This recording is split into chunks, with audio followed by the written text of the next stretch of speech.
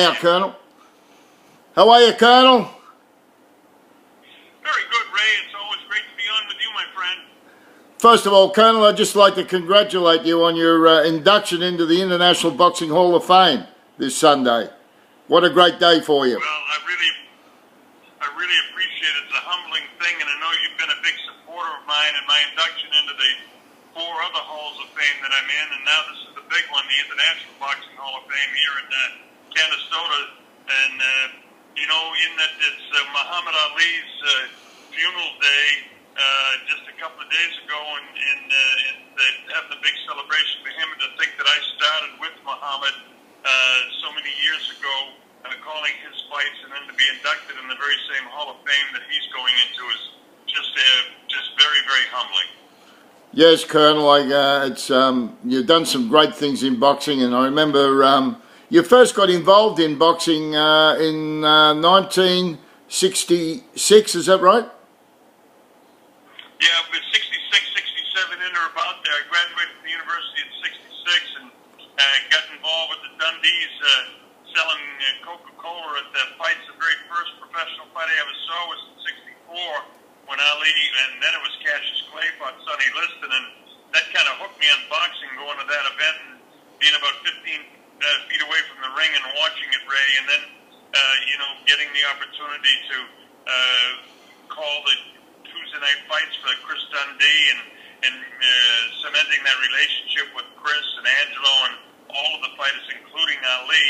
And, you know, a couple of years later in 1968, I would call my first world championship fight. It was a heavyweight championship fight between Jimmy Ellis and Jerry Quarry. That was in 1968. And my next world title fight will be number 1,000, which I'll call on next month when we do the Crawford fight. That's great. You travel the world on a regular basis, Colonel. You come down to New Zealand very regularly, to call the fights for Duco events.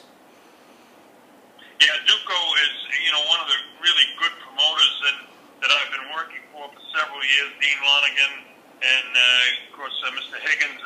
It's a pleasure working for them, and they bring me over, and most recently doing the Joseph Parker fights. And you know, Joseph is a sensational young heavyweight. He's up high in the rankings in all 4 major sanctioning bodies now. So, you know, it's going to be a thrill to see him fight for the world heavyweight title, which I expect will happen within probably the next 12 months, to see him fight for a heavyweight championship, and the great job that his trainer Kevin Barry has done with him to get him into this position, and Duco as well. And of course, they've got a great welterweight there, and young Jeff Horn.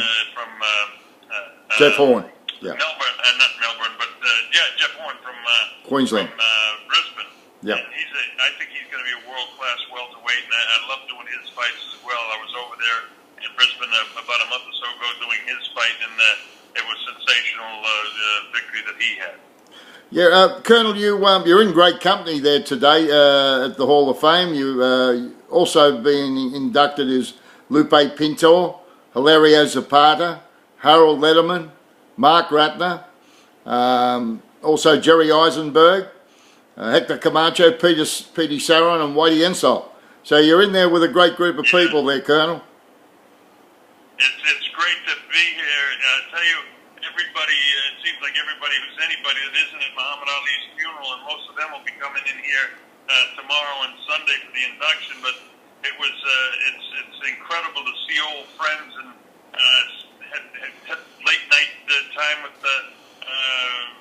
Marvin Hagler last night, and first cruiserweight champion of the world, Marvin Camel, and all of these other guys that I haven't seen for years. Julian Jackson, the great knockout artist, former world champion. To be around these old friends that I've had for many, many years, and even though they're aging, I had lunch today with Andrew Galata. It's a lot of fun seeing the guys, and they all know me from doing so many of their fights, so that makes it a thrill for me, you know?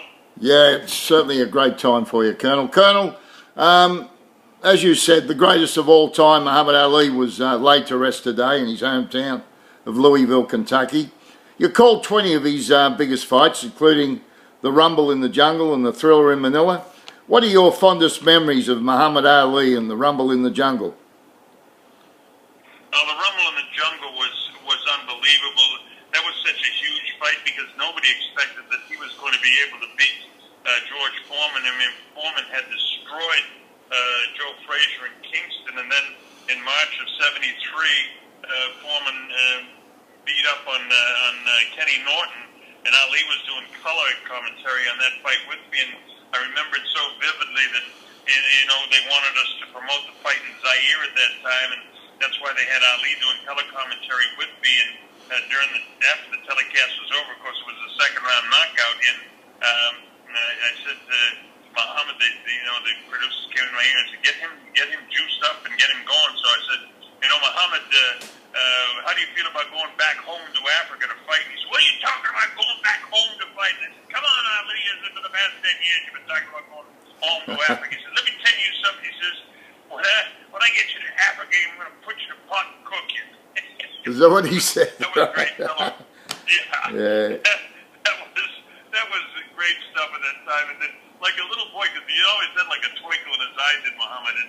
And so he says to me after the telecast is over and everything, he says, "How do we do?" I said, "How do we do?" I said, "You did just fine." Yeah. Just fine. Yeah. Well, that's great, Colonel. You certainly you call some great fights, mate, and you continue to do so. Is there anything you'd like to say to the fans of Fight News? You've got fans all over the world, Colonel. Would you like to say something to the fans of Fight News? Well, I certainly would. I think just like any fighter, when you're a broadcaster, you have your fans and you have people that don't like it. But most of the feedback I get, because I've been in the business for almost 50 years now, calling the fights, and I'm just the guy that's passing on the information of what happens at the ring, and I feel very, very blessed to have been able to do this and to do it at such a high level.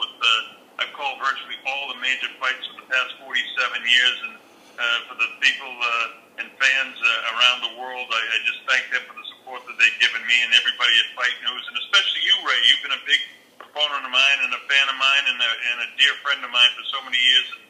I appreciate our relationship and all the other members of the media that have supported me. Yeah, I feel very lucky to be been your friend for the past 20 years, Colonel. And I want to thank you, Colonel, for nearly 50 years of service to boxing. You're one of the greats of broadcasting, and your name will live forever in boxing. God bless you, and thank you for your time, Colonel. Thank you, Ray, and it's very humbling to think that I'm going in that same wall now with the late, great Muhammad Ali, and that's the most humbling thing in the world. I walked into the Hall of Fame today and saw my image up there and looked around and saw so many great friends that I've had over 50 years. So going in the Hall of Fame is very, very humbling to me and just such a pleasure. I almost think when I read the stuff that they say about me that it's somebody else did all of this stuff, but it's like I said, it's really a joy and a pleasure. I suppose you got to say towards the tail end of my career, although I figure I got a few good years left, Ray. All right, well, meeting you just recently, Colonel, I think you're going to be around for a while yet, mate, and it's great to think, mate, you're there with your lovely wife, Annie, too, mate, to share this great occasion. Thanks very much, Ray, and we'll talk to you real soon, and all the fans down there in Australia and all the people at Fight News. Thanks very much, Colonel. We'll see you soon, mate. All the best. All right, Ray, thanks very much, and it's great that your timing was super, that we worked it out all the way from Australia. What time is it there now? It's just after 7 a.m. on Saturday morning. That's what I thought, yeah. And it's just all right, after. my friend, I'll talk to you soon, Ray. Take care, Colonel. Have a great time, mate. Bye-bye. Thank you. Bye-bye. Bye-bye.